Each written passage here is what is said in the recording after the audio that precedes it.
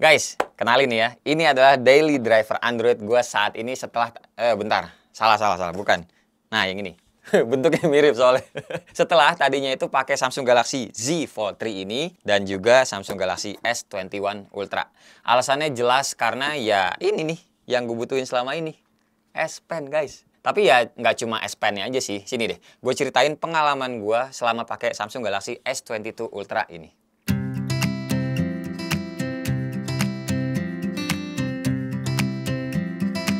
Hai semua, gue Wasa.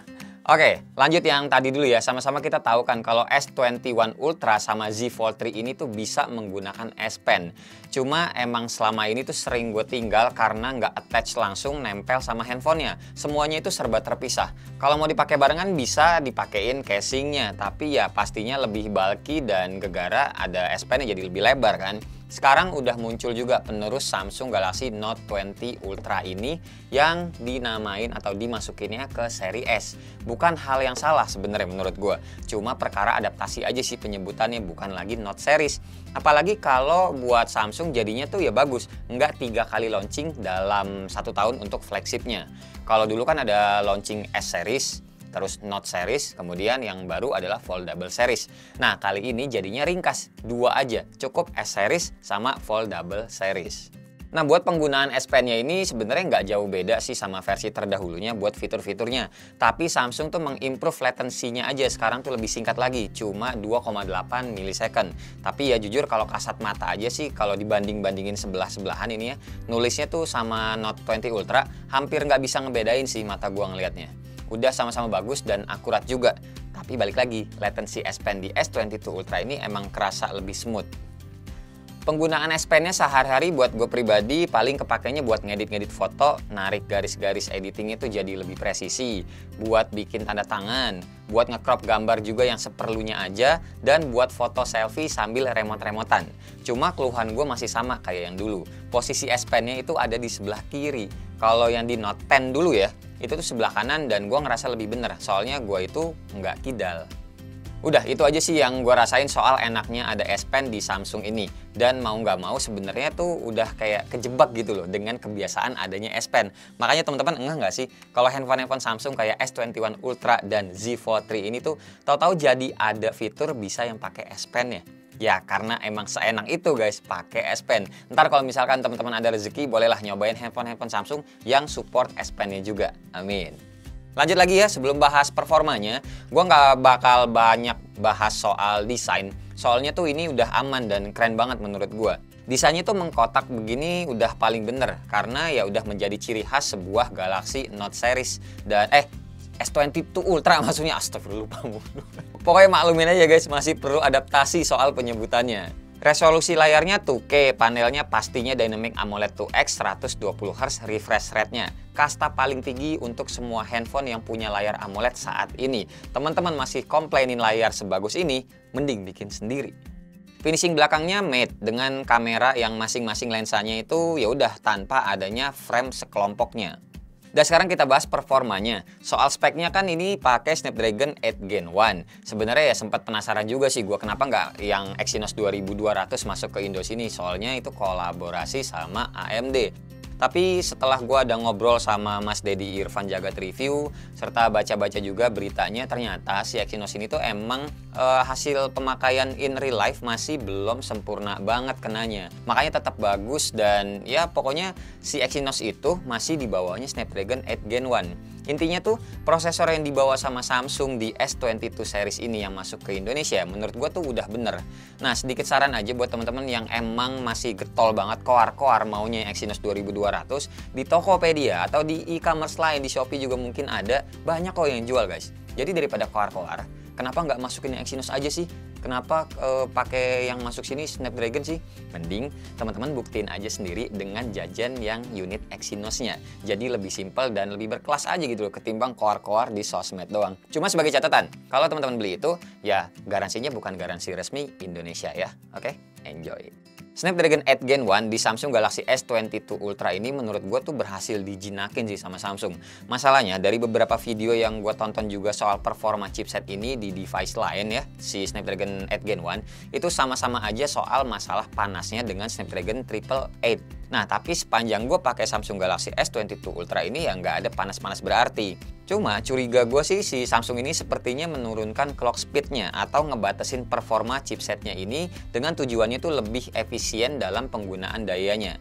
Kelihatan nih dari game setan ya Genshin Impact yang sekarang udah hampir 14 GB yang gue coba, ini tuh udah kayak keteteran gitu. Beda banget performanya sama Snapdragon 888 atau bahkan Snapdragon 865 atau sekalian 870 deh.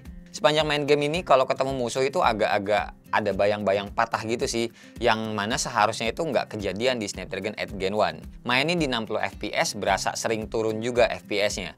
Nah, gara-gara ini juga sih sebenarnya makanya gue bisa nebak performanya itu ditahan. Cuma balik lagi ya, tidak semua orang dan nggak seterusnya juga itu orang yang beli S22 Ultra buat main game Genshin Impact. Game-game lain dimainin di handphone ini udah pasti lancar semua. Nah, buat benchmarknya gue udah ngetes nih pakai Geekbench 5 dapat skornya segini gede ya.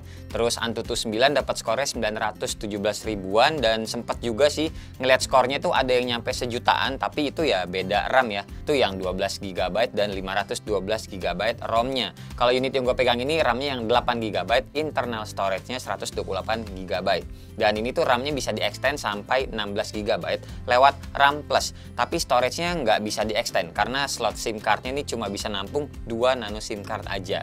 Nah, saran dari gua buat S22 Ultra ini sebaiknya kalau teman-teman ada dana melar sedikit, mendingan belinya itu yang 256 GB aja storage-nya. Soalnya RAM-nya itu jadi 12 GB dan bedanya itu cuma sejuta dibandingin yang 128 GB ini.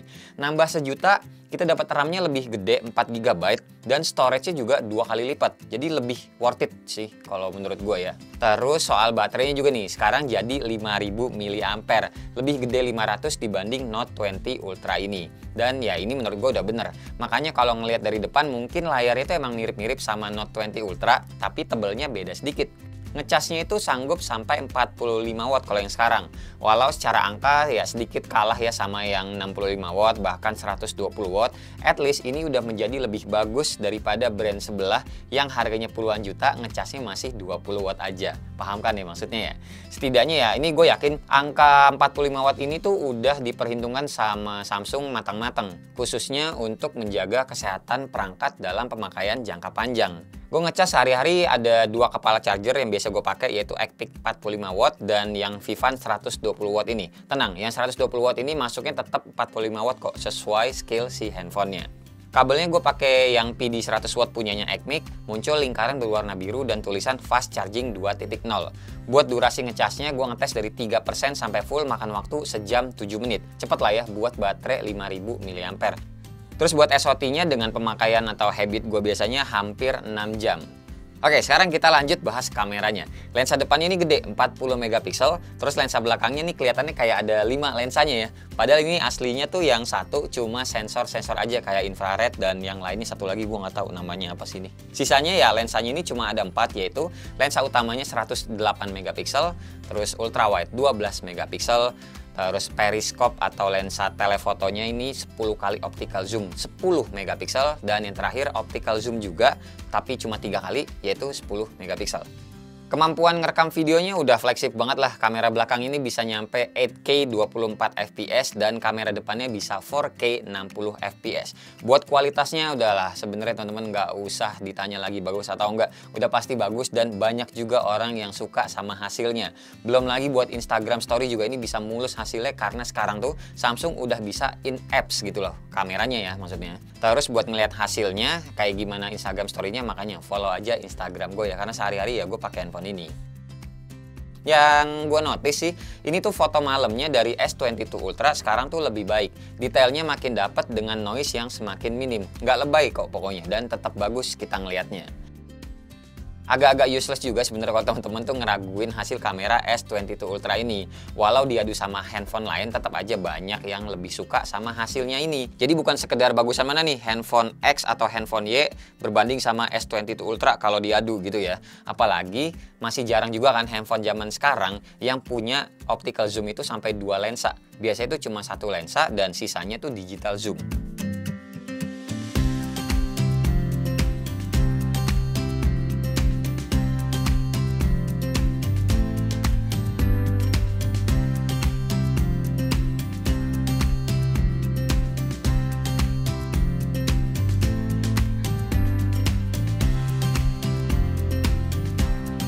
Kalau ini contoh video kamera depannya yang Full HD 60 fps, gue bawa jalan juga kayak begini ya smoothnya. Nih kenapa pakai topi, pakai kacamata, pakai masker, habis beli sarapan. Jadi sekalian aja jalan. Gitu. Ini kalau yang kamera depannya maksimal sampai 4K 60 fps ya. Ini belum yang maksimal. Habis ini langsung cobain yang 4K-nya. Nah, kalau yang ini 4K 60 fps buat ngevlog. Ada mobil JNE lewat tadi. No. Ya di bawah jalan biasa begini, shaky-nya minim banget ya, baik untuk yang 4K 60 fps. Gila, di handphone lain sih biasanya 4K 60 fps itu untuk kamera depan ya, shaky banget gitu. Tapi kalau ini enggak. Emang harga tuh sesuai. Tapi ini juga sama dari kamera kamera depan, teman-teman juga bisa pindah ke kamera belakangnya. Tuh, bisa kan? Balik lagi ke kamera depannya. Cakep banget dah Samsung mah. Parah. Nah, kalau yang ini Full HD 60 fps ya. Kalau Full HD di 60 fps juga kita tuh bisa ngerubah lensanya.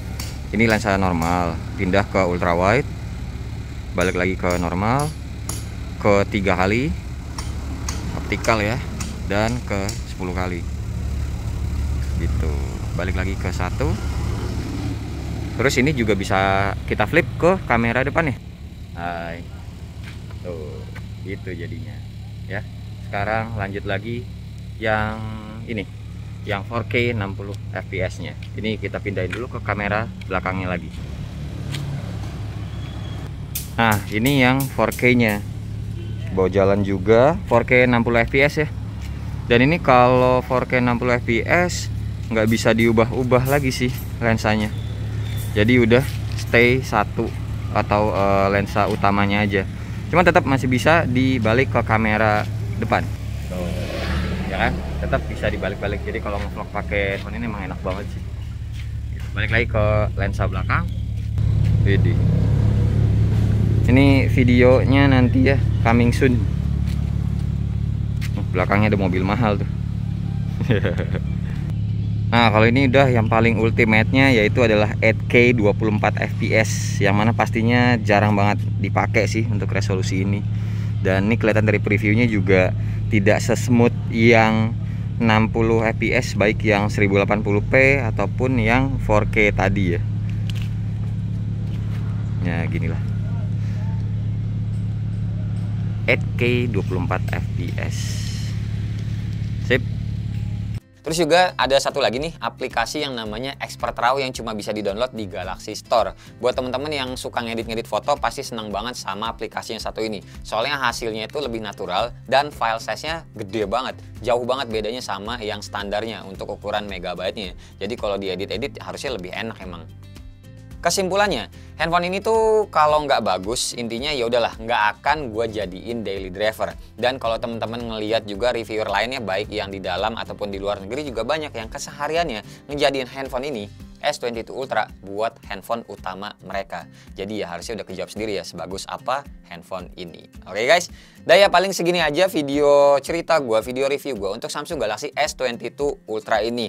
Enjoy buat teman-teman yang udah PO dan udah lagi pakainya sekarang. Tim casingnya juga udah tayang. Buat teman-teman yang masih ragu mau beli atau enggak, ya silakan nunggu harga bagus juga ya, boleh-boleh aja, terserah lah rezeki kalian. Yang penting gue udah nge-share seadanya, sejujur-jujurnya soal si Samsung Galaxy S22 Ultra ini. Terima kasih banget pokoknya buat teman-teman yang udah nonton dari awal sampai akhir, dan seperti biasa nggak usah di like, nggak usah di share, dan nggak usah juga di subscribe channel ini kalau tidak bermanfaat. Tapi kalau bermanfaat ya silakan share juga dong ya teman-teman, siapa tahu nambah pahala. Sampai ketemu di video selanjutnya. Bye bye. Cheers.